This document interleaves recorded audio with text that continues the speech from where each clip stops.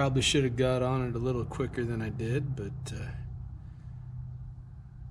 we're getting it now.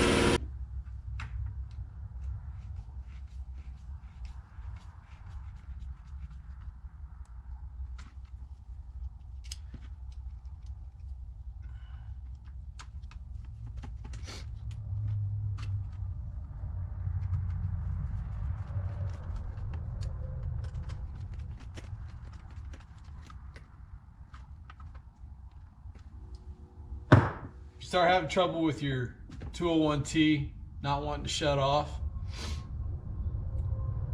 one of two things happens.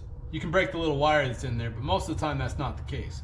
Most of the time, because of the open design on the bottom right here, you'll get sawdust and all sorts of gunk going up in there, and it gets packed in right here, and it'll insulate the contact to where it won't hit the kill switch and ground out.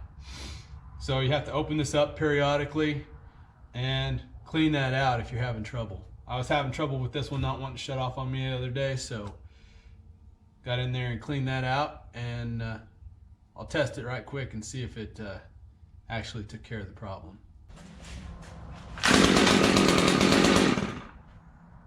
That took care of it.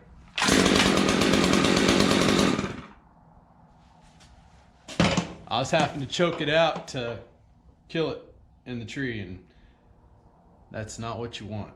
You want your saw fully functioning when you're using it. That's the safest way to use it.